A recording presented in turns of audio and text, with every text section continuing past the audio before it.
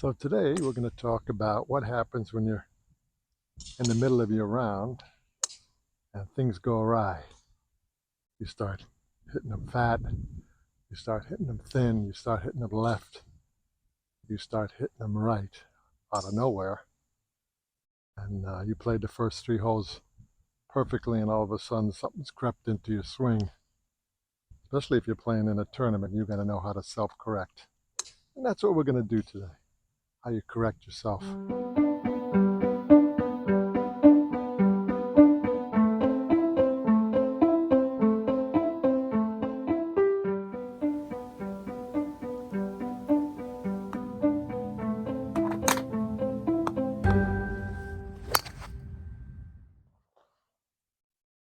Okay, so basically, when things go bad, right away, the first rule is address position.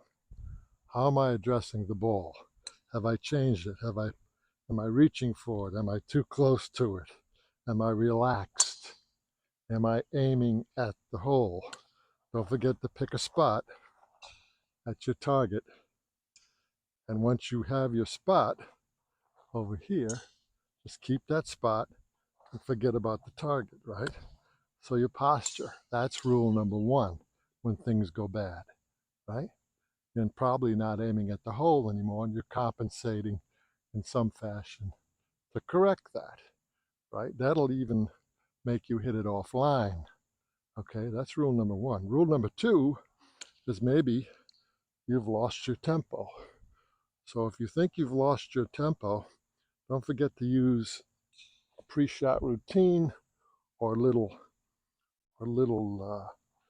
starting motion like a forward press to get you back into your tempo. Think tempo. That'll get you back on your game too.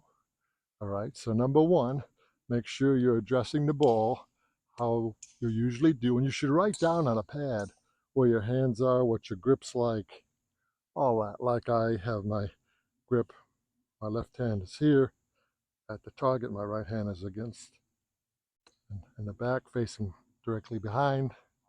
I don't have a firm grip, a strong grip.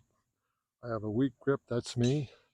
And when I address the ball, my right thumb is right at the ball, right? That's how I do it for everything, right? Unless I'm hitting a punch shot or a specialty shot. That's my normal address position because I believe, like Hogan, we address the ball to the left foot.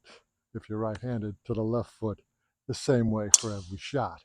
Unless, again, you're hitting a punch shot, you want to hit it low or you want to hit it high or whatever you're trying to do. So, check your address position and get something to start to swing. Smooth it out and make sure you're aimed at your target.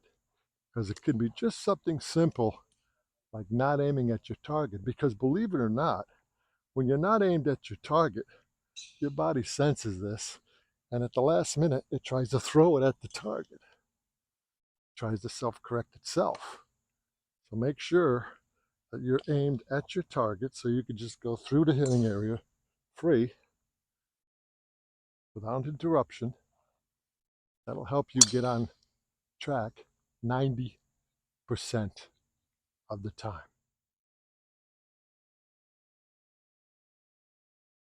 So say you get on the fourth hole, you got a nice short iron, and all of a sudden, you thin it. So what the heck was that about? Well, when I hit them thin like that, what I usually do, what's usually the culprit, is I've left my shoulder behind. And usually that's because I've either picked up the club a little too fast or I'm breaking my wrists a little too early.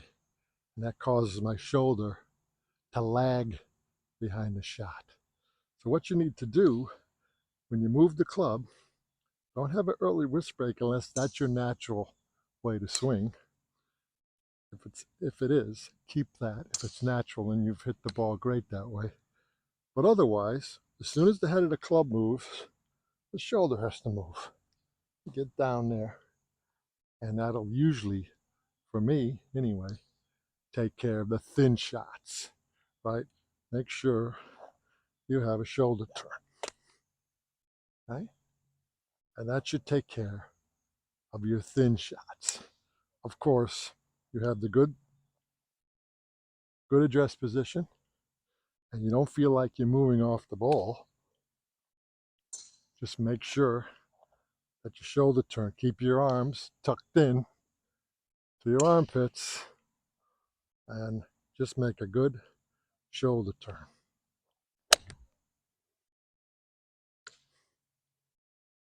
And you'll compress it just like that, okay?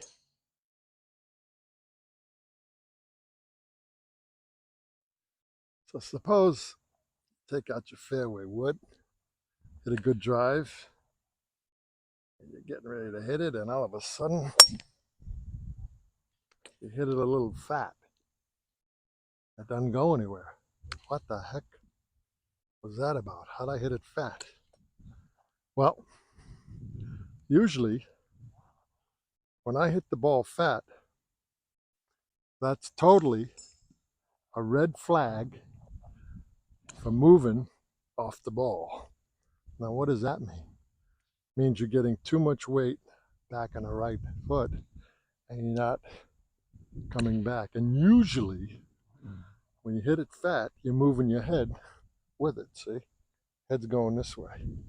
Now remember, I'm going to make another video on this topic, but in a golf swing, what goes up must come down, meaning if you move your head off the ball, the only way you can hit that ball is if you move your head back somewhere down in the downswing, and it's very difficult once you've moved your head off the ball to get it back. So just don't move it to begin with. And I bet you if you stay there, again, don't break your wrists, don't take it in, just let it go back naturally with a good shoulder turn, and the head's not moving, and you'll compress it and hit it like you want to.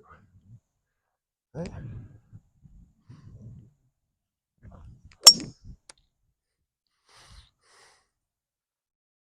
Like that. So chances are, if you're hitting the ball fat, it's because you're moving off the ball. Either your head's staying there, but you've got too much weight sliding and missing your pivot. Your weight is not on the inside of your right foot. You're letting it go to the outside of the foot, and you can't get back in time. So the club hits the back of the ball, and you chunk the heck out of it. So when you hit it fat, chances are it's because you've moved off the ball. Okay. So say you're hitting your driver right down the middle, and all of a sudden, boom, you're hitting it left, you're hitting it right, you're missing it bad, and nothing seems to have changed much. I mean, your head is staying there, everything is staying there, you're coming through and you're just not hitting it, right? That'll happen. How, you ask? Well, usually when your driver goes bad, it's usually you're either reaching too far for it because it feels more powerful, or this is what happens to me. As you know by now, I like to have my grip like this, but as I'm playing sometimes, this hand likes to go, uh, and all of a sudden, without realizing it, I got a strong grip.